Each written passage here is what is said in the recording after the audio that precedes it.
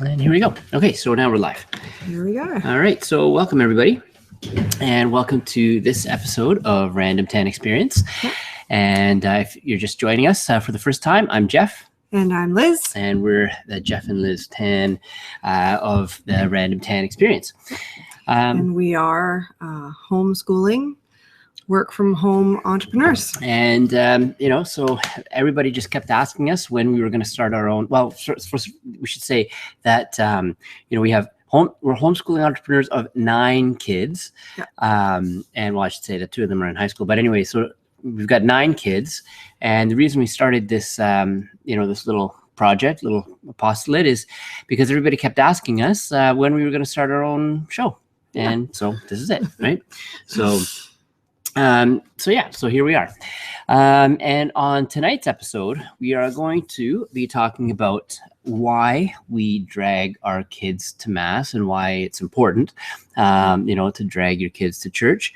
We're going to talk a little bit about homeschooling and, some of the experiences that we have. I just got back actually today from a 2-night camping trip with our 9-year-old Kira, and we're going to talk a little bit about that, and also some of the blessings being work from home entrepreneurs are.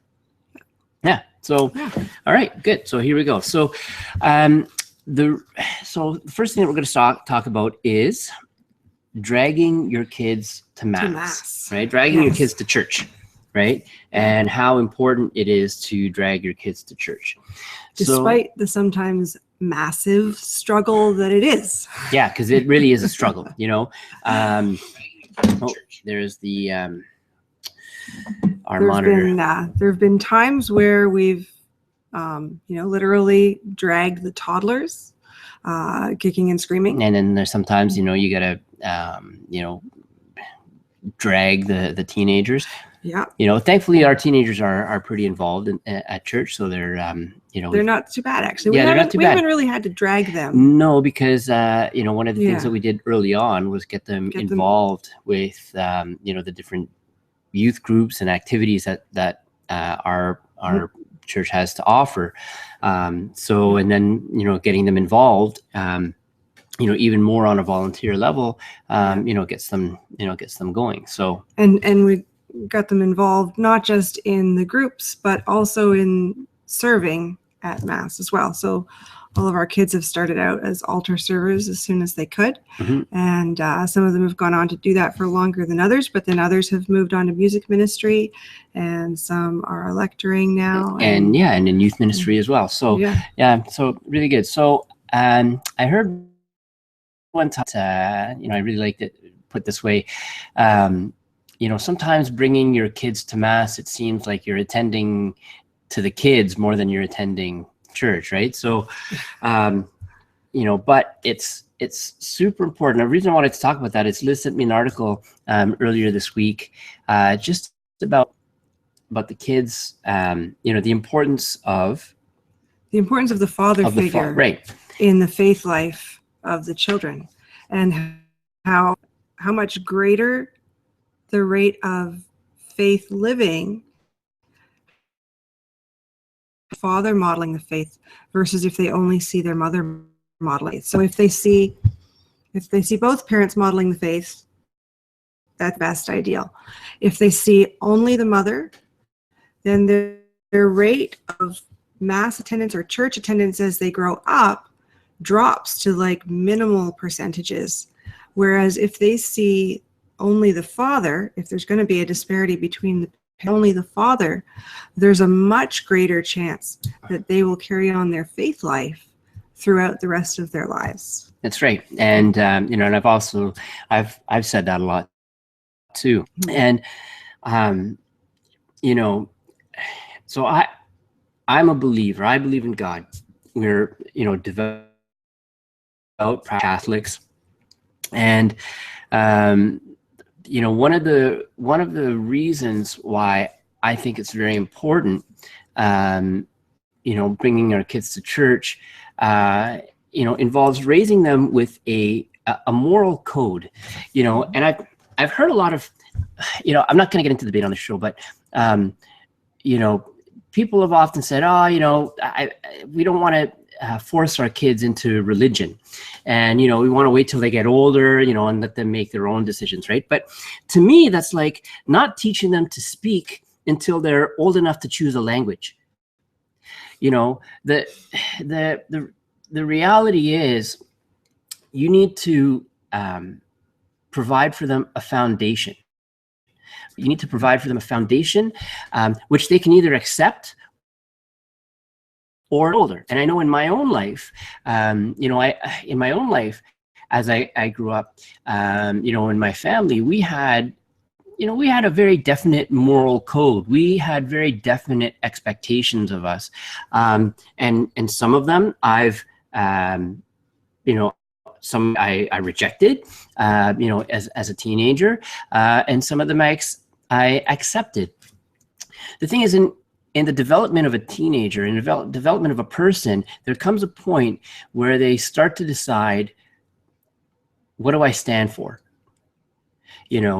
And if you don't give them something to measure to the rest of the world, then all you're doing is producing somebody who's very confused.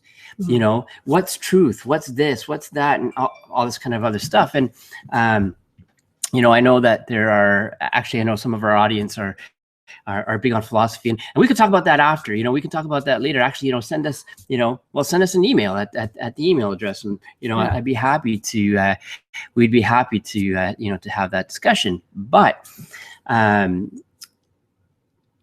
making sure that they have a foundation that they can base all their all their decisions, their moral decisions from, is so important.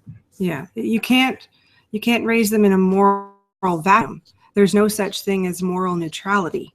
So you're either going to teach them something that's important to you, and they see you teaching them all the other things that are important to you.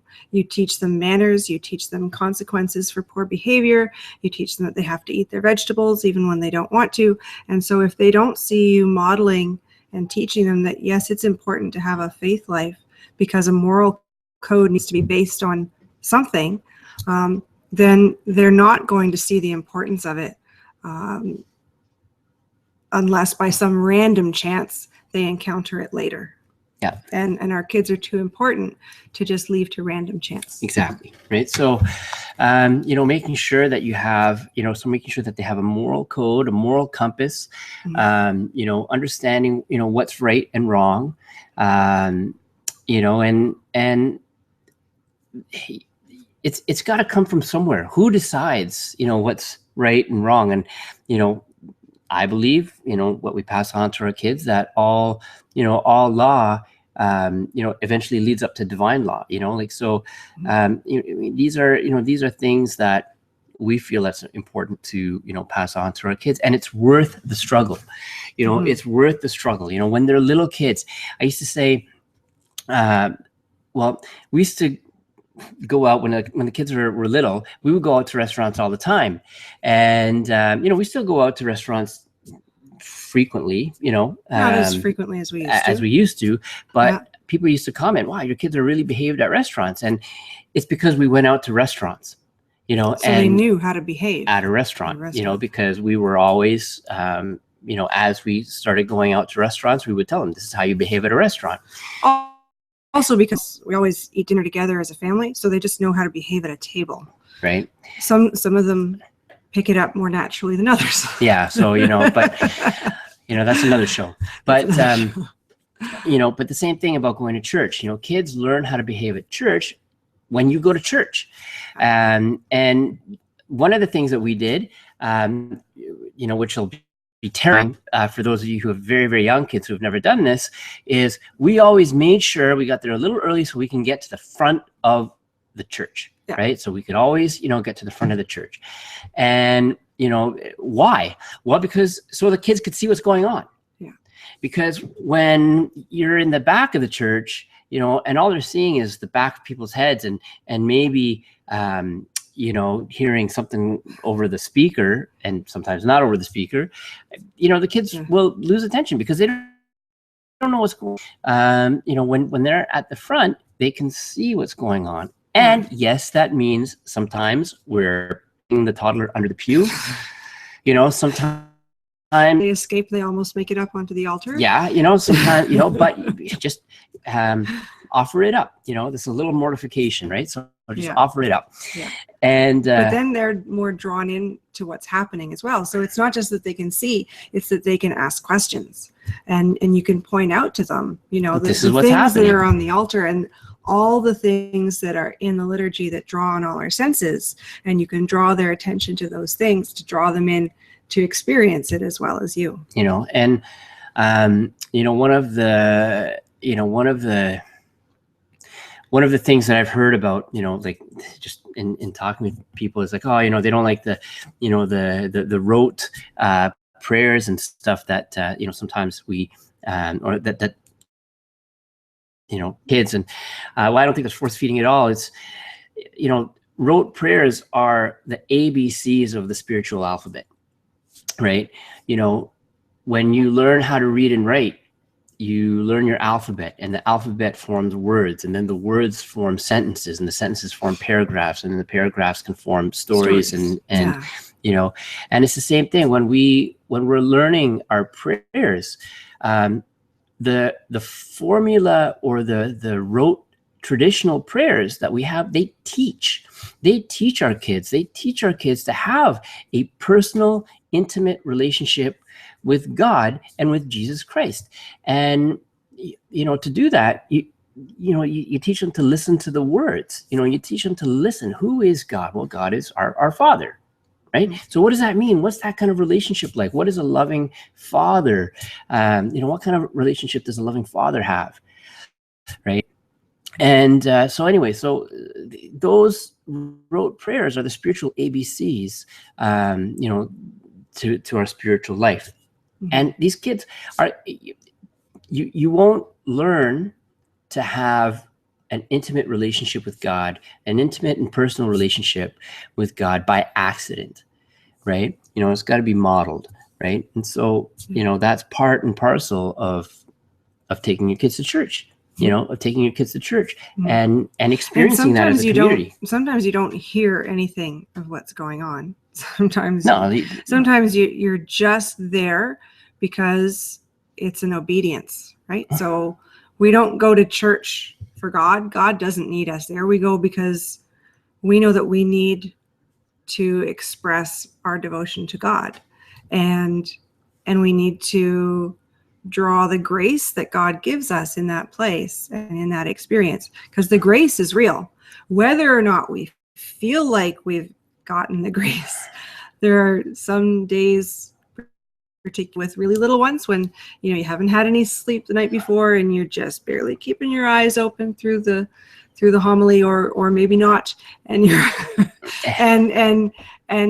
but you're just there to offer yourself and your presence and to demonstrate to your kids, and you're just going on fumes, but you're still receiving the actual grace of God, even if you don't feel it as an emotional fuzzy feeling. And sometimes your kids are going to have meltdowns, right in the middle of the most silent part, where everybody's silent, and and your kids are going to have a meltdown, and you pick them up and you walk to the back of the church, and that's it. And most of the time, and especially if you're there often, everybody is understanding, because most people who've had kids they've all been there. So, there is nobody who is criticizing, at that moment. Even if you feel like everybody's looking at you, they're not really. They're, it's really just between them and God, right? So that's that, right? Mm-hmm. So why we drag our kids to mass, and dads, that's why you want to drag your kids to mass, and the importance of your faith life, in the faith development of your kids. All right. So moving on to the next topic, homeschool experiences. And like I said at the beginning of the show, I just got back from a 3-day, 2-night camping trip with Kira. And it's been a tradition in our family. What we've done is every time one of them turns 9 years old, at some point during the year, I go on a minimalist camping trip. We have a provincial park not too far from our house. It's actually a little bit, it's actually about, 20 minutes bike ride. It's about a 20-minute bike ride, with the 9-year-old, to bike to, to this provincial park. And it's pretty awesome. And so what we do is we prepare for the trip, and then we, pack light, put everything in a bike trailer, and everything that we bring, everything that we're going to use, we have to pack into the trailer, and or the panniers on the side, right? And we live off that. And and it was, a lot of fun. We did a huge, I meant to look up actually like the length of the route, but it took us about 2.5 hours to complete the circuit. And the one route that we did was, it goes around pretty much the perimeter of the whole park. It's a bike trail. It's a bike trail, and it goes through 4. Really cool. It's really awesome. It's a lot of fun. It's I saw some wild turkeys. And they saw wild turkeys. We saw wild turkeys. So really, really cool. And where that comes from, when we went into homeschooling and people started asking me about homeschooling, one of the things I said is we wanted to, we wanted more of an experiential approach. We were taking an experiential approach to education and to learning. And, and so part of that is providing these really cool experiences for hands-on, more than just hands-on, but like really submersed, experiences with their kids. Like our first year homeschooling, the experience that they all experienced that year was going to the science center every couple of weeks. We got a family membership to the science center. Yeah. And our kids saw every IMAX film that there was that year, so it was they got really to good. Do all the hands-on activities at the science center, so all the building and all the manipulating and all the paper making and all kinds of stuff that they offer there. Right. So so that was really cool. And then just doing a lot of just really trying to do a lot of hands-on experience learning with the kids. So that's kind of what that's sort of part of our philosophy with homeschooling. The academics, yes, needing like the reading and writing and and arithmetic and all that kind of stuff. I mean, that's important. But Kira got to see wild turkeys in their natural habitat, and about 20 feet away from her. Yeah. Right. So, I mean, that, that's cool. Right. Yeah. And she's going to remember that for a long time. So, and to foster that interest in learning, not just the acquiring of, okay, I've gotten the answers I need for the test, but wow, isn't this cool? And what else can I find out?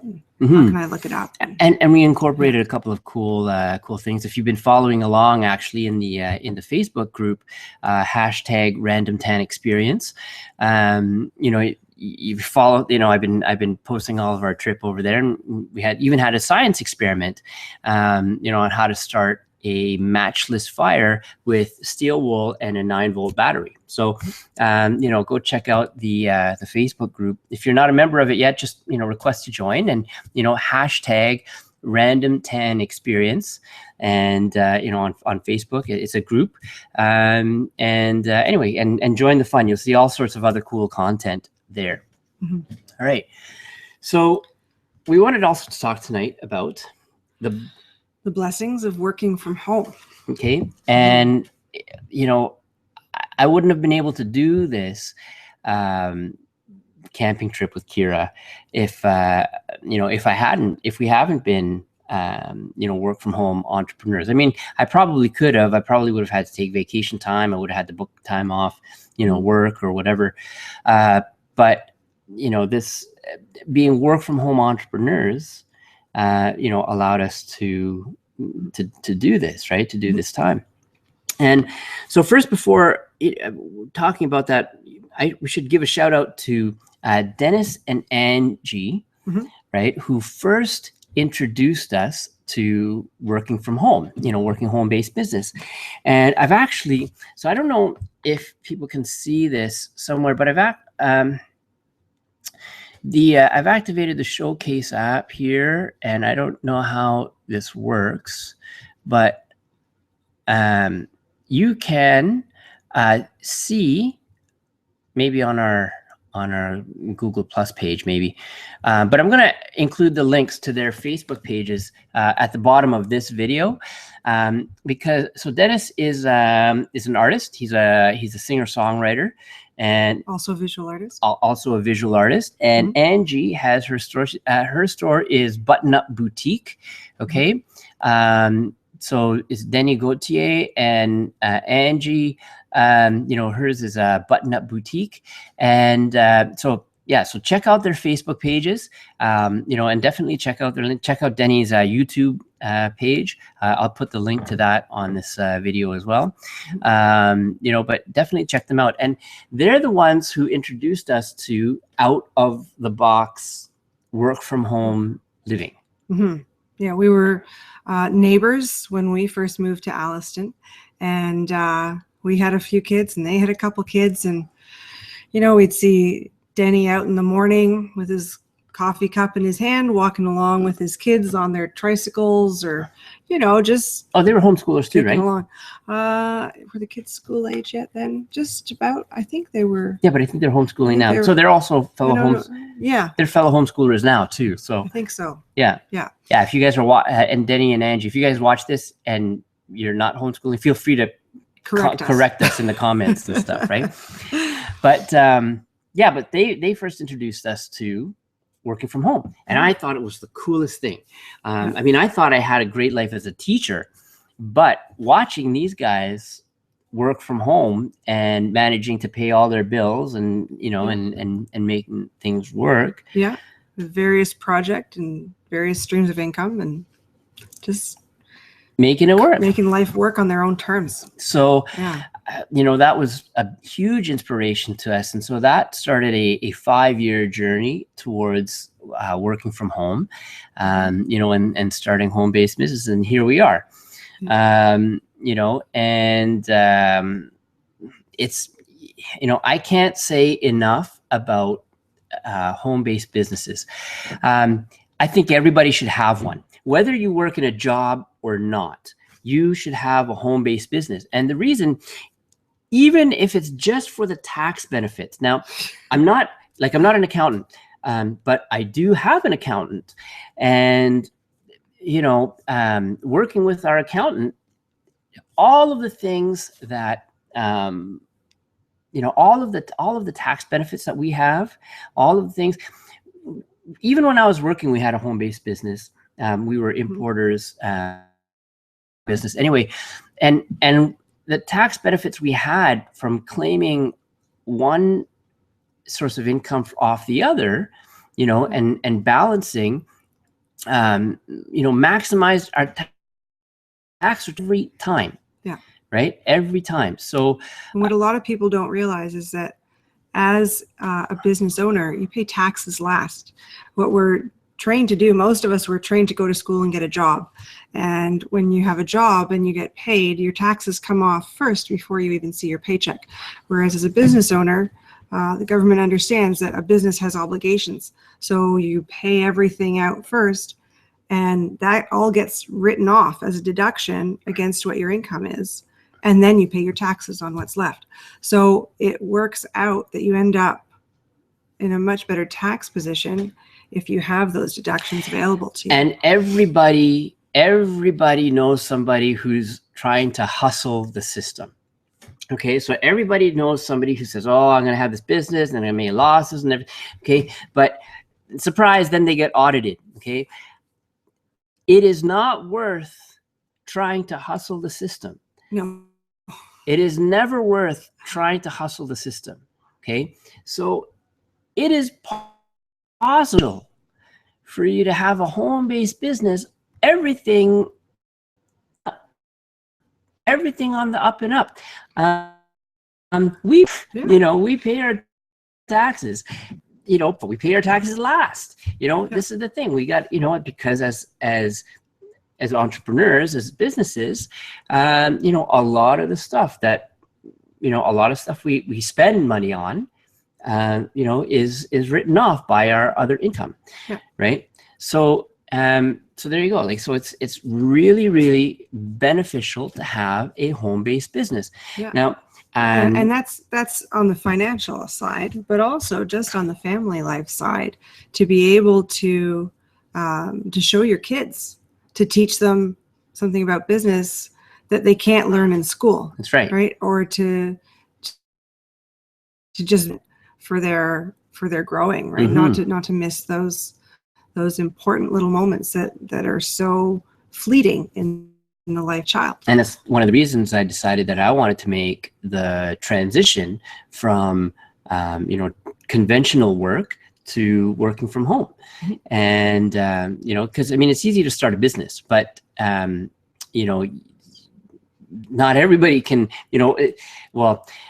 not everybody knows about working from home, and it's so possible. And actually it's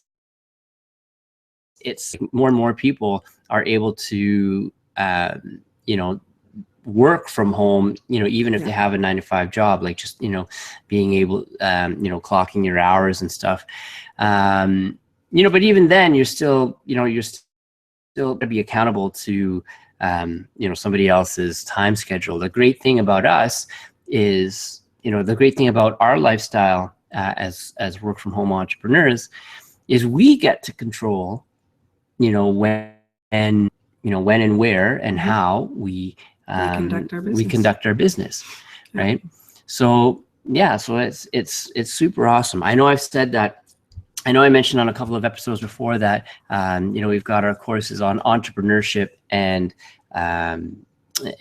financial stewardship coming up. Hopefully, I was hoping to get them by the end of this month. They might be a little bit delayed, but such is life.